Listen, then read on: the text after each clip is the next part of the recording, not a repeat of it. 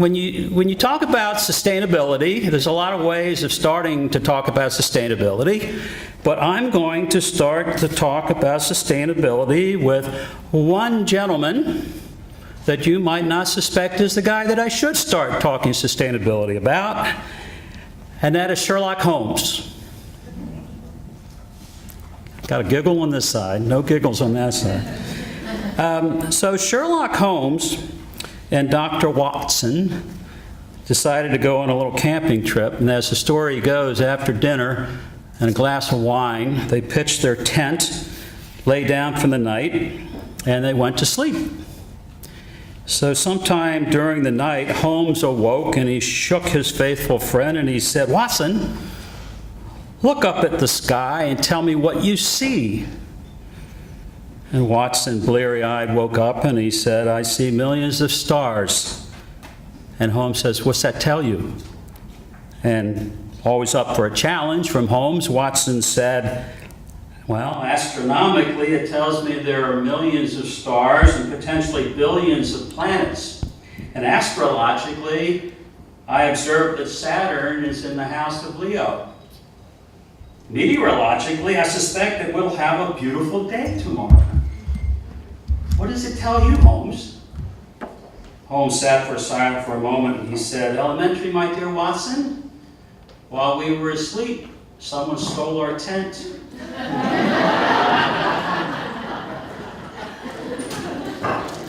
I have more laughs this time than the last time. I open with that joke not just because I like that joke, but I think it is very apropos of talking about sustainability and the struggles that we all have to engage in sustainability. The point of the joke is that we are so entwined in our daily lives with the complexity of what we're doing. In the sustainability realm, we're talking about goal setting, we talk about supply chain or supply web, as John reminded us of, dynamics, changing markets, global changes, all good, all necessary stuff, but we don't, a lot of times, don't focus on the very obvious thing, and you've heard this before. If you can't measure, if you can't figure out exactly what you're accomplishing, if you can't measure that, if you can't measure it in simple terms, and if you are not comfortable with the accuracy and the precision of the data that you're using, everything else is for naught. You might as well take up the tent and go home. Now, every conversation these days, when you go to any of these conferences, it usually starts with a discussion of sustainability. And it usually starts with someone defining what sustainability is. I think we're beyond that now. I think sustainability is really defining us. I think it's completely changed around. I actually like the term sustainability. I mean, living in EPA all those years, I heard the various words, the terms of art coming along, and sustainability seems to be the one that captures best all of the pollution prevention work that we got started back in the 1990s, and all of the corporate social responsibility work that industry was pushing back in the same time frame. On the federal side, back then we were pushing a very puny but very powerful little statute called the Pollution Prevention Act. And it helped us get the viewpoint away from end-of-pipe kinds of considerations and put it up into source reduction kinds of considerations. But more importantly, on the corporate side, is that time when corporations, industries around the country and around the world began to realize that building pollution prevention or source reduction or whatever you want to call it into the business case, when that happened, everything turned around. Everything turned around. And as we all know, sustainability is not a finite thing. It's not something that one day we're all going to wake up and we're going to say, hey, we made it. We're at the finish line. We're at sustainability. Not going to happen. Doesn't exist. It's a journey that we stay on and will stay on because it's going to get more and more difficult, but we never quite reach that end point. There's always going to be more work to be done. We have obstacles. We will always have obstacles as we're moving on this journey to sustainability. We're seeing a lot of those obstacles right now. Read about them in the newspaper. There's a lot of obstacles coming out of Washington, D.C. There's a lot of obstacles happening in where I lived for 44 years. Those are things that for some might be heartening, for others it might be heart-wrenching, but I don't believe that those obstacles are going to sidetrack us, because as I just hinted on a moment ago, I think we're beyond that. I think we're beyond the tipping point. I think we've gotten to the point now where we collectively are carrying the ball. The federal agencies and others that are going through some pretty rough times right now trying to figure out who they are and where they're going and when will they get there, they'll straighten themselves out. That will happen over time, but we've got the ball. We can move things forward. Think about it. There's a lot of people in this room. Many of you guys have written or will be writing corporate sustainability strategies for the next decade, maybe for the next couple decades, or 3 decades, whatever it might be. And those strategies aren't reflecting regression. You're not going back to the old ways of doing things. They illustrate progression. You're moving forward. The seeds that we sowed back when we had pollution prevention and corporate social responsibility, the economic and social benefits that we're realizing right now as we move towards that sustainability goal can't be taken away from us. It's too late. It's part of who we are. It's part of our DNA.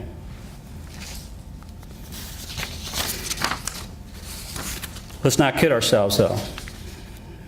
We've got a lot of challenges, especially as we get more involved in supply chain, supply web dynamics. Every conference that I go to, whenever we get into conversations to sustainability, after we get all the bright stuff out of the way and we're talking about all the wonderful things, and you start asking the question, okay, what about your supply chain? Boom.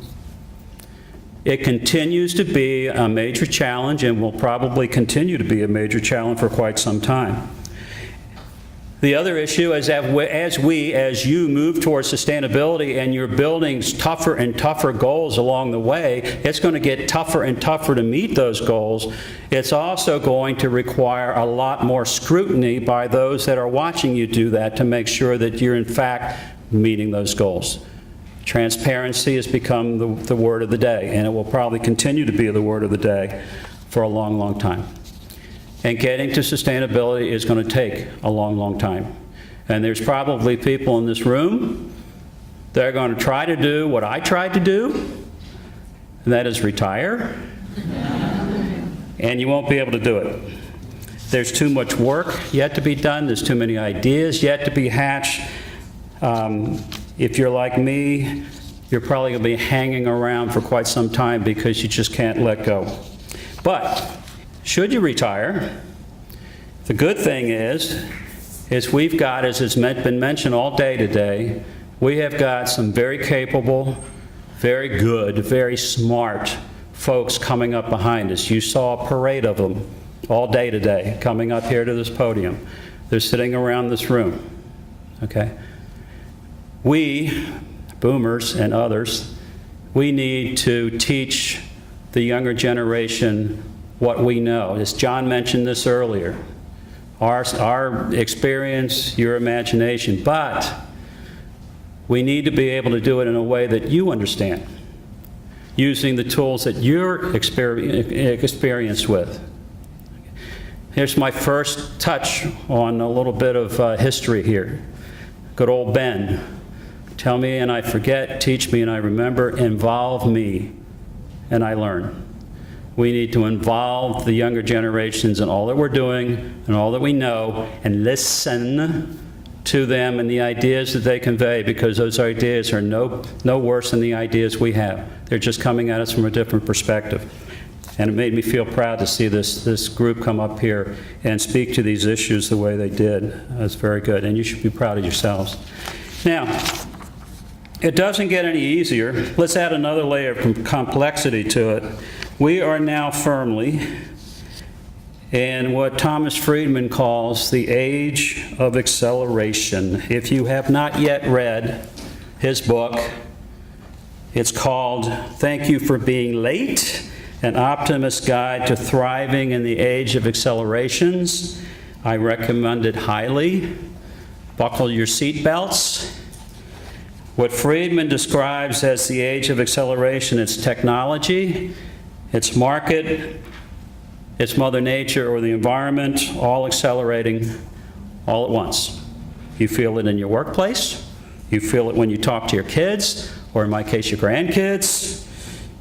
You can't miss it when you read the newspapers or watch the news. Our lives are being transformed in so many realms all at once, and it is dizzying. That's what Tom Friedman says. He recommends that we not get caught up in this, but instead slow down, dare to be late, and use the time to reimagine workplace politics, geopolitics, ethics, and communities. And he says to appreciate this amazing historical epoch, we're passing through and reflect on its possibilities. Sort of reminds you of what happened one block down from where we are back in 1787, when the Founding Fathers were assembled down there to put the final touches on our U.S. Constitution. Yesterday was Constitution Day. Happy Constitution Day. How many knew that? Wait, all you guys from Pennsylvania over here on this side? Wait. Yeah, it was yesterday, 230 years ago, that a guy named Jacob Chalice, a Pennsylvania General Assembly clerk, finished penning the U.S. Constitution. He was paid $30 for that. There will be a pop quiz, so you better be taking notes on this. Getting back to Tom Friedman, so as we move forward on sustainability efforts, you need to keep your CEOs and your shareholders happy. So you really have to ask yourselves a question that as you move through this complexity, do you dare to be late? Can you dare to be late? So that you can take a pause and make sure that what you're doing makes sense, is measured properly, and makes sense to the shareholders and to the CEO. Very important. Now, when I retired from EPA in January of 2016, Nora Lopez retired about the same day. I think it was the same day. Gary and Sarah invited us to their offices up in Montreal. And the topic was sustainability.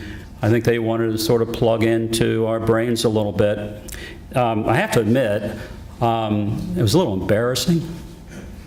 I mean, we went up there, they took Nora and I in this room with two chairs, we sat us in the chairs, and then Sarah put an aluminum foil on our heads and looked like a metal colander with wires coming out of it. And then all of the ERA staff were sitting around us with their fingers poised above their laptops. So we felt just a little bit uncomfortable. I'm glad you see I'm joking. Okay. But no, it was a great experience to share our history and our knowledge with what it had, how it could be applied, how it needed to be translated into the algorithms and everything else that you guys are now seeing and what we've been talking about all day. Now, there was another reason for me going. As Gary mentioned, I knew them from the Suppliers Partnership for the Environment, which is an organization in the automobile industry that involves not only OEMs, but most importantly, a whole bunch of suppliers to the OEMs where we came together to solve problems, and I was lucky enough and privileged enough to be the only federal person there from EPA to help move this thing along, and it was really wonderful. So I heard a lot about ERA from Gary. But I never really experienced it, okay? And so When Nora and I went up there and we took a tour and we walked around and we saw all these wonderful people that you saw here today, I was blown away. And I say that honestly. I was absolutely blown away by the dedication of the staff, their focus. They were all right on the mark in how they discussed what they were doing. And most important, I think, was the fact that they knew how to engage with their clients. They stayed with that engagement to make sure that whatever their client needed, whenever that client needed it, they were there to provide that. And that was very impressive. Now, I'll admit, I came from a federal office, and you don't see a lot of that kind of stuff in some of the federal offices, but it was impressive. And I think all of you should be proud of the work that you do. We've heard a lot of this today. And we heard it from Allison when we were talking about GRI and others. Having granular data is imperative. Breaking down those data by time, facility, or are there any other breakouts is critical. You want to make sure that the decisions management makes are defensible and based on reliable information. And knowing that you have ERA at your back is very satisfying. I think that's extremely important. But you also have to be able to take that granular data, and you need to produce clear results from it. That is perhaps even more important. And those data have to be rolled up in a way that a company can take those data and put it into their sustainability reports so that their shareholders and their stakeholders can get a better appreciation and a clear and accurate representation of exactly what is going on within their corporation. And if you imagine sitting at dinner with your CEO and she asks you, how are things going with respect to the company and our environmental goals and our environmental requirements, et cetera, you have two choices. You can either do what I used to do years ago, and then you take out a napkin and a pen, and then you spend the next 15 minutes drawing out what you see on the left-hand side of this slide, or you take out your cell phone and you just show your CEO exactly what's going on real time. And I think this is where we need to go collectively in terms of getting this information to the folks that are most interested in hearing about it. I'm not going to stand up here and pretend to know what your individual reporting needs are. You know what they are. But we've talked about a lot of concepts today. We've talked about trust. We've talked about transparency. We've talked about a lot of things. It all comes back to one term that I think is most important to all of this, and that's communication. You need to be able to communicate what your needs are to those people that can help you meet those needs and report on those needs to the right people. So whatever your particular needs are, you have an opportunity here over the next 3 days to seek out somebody from ERA, and you now know which ones are tied to which programs. Sit down with them, buy them a beer, and talk about things, and find out what they can do to help you.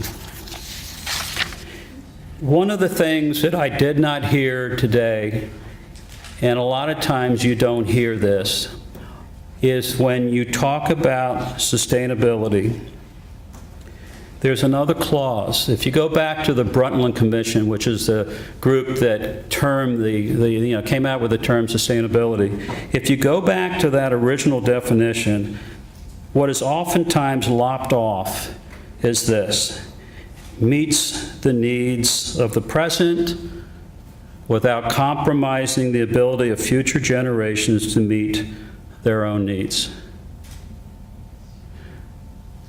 John talked a lot about that.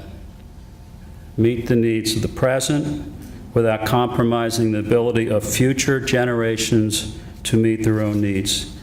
I think Gary's quote on here from June from the Washington Post is very on the point. Each generation is getting more educated about the environment. Each preschool and elementary child or children, the new generation is always aware. Okay? Whenever you feel like you're slipping back, whenever you feel like it's just too challenging, especially when you see new and developing environmental issues that will always be happening that we need to deal with. But whenever you feel like you're going to give up the fight, sit down with your grandchild, sit down with your children, and remember this. I can't do it. I can't look at my grandchild's and look them in the eye and say, I'm going to leave these issues for you. It's your problem. And if you read a lot of the scientific evidence, there are particular issues going on right now that will become quite serious around 2040, 2050 if you believe what the scientists are telling you. I can't leave that for my grandchild to deal with if I don't feel like I have not done everything I can do to help with that problem. That's why I really didn't fully retire. So I'm standing up here today, smiling at you good people. All right, this is my last slide and my last history lesson.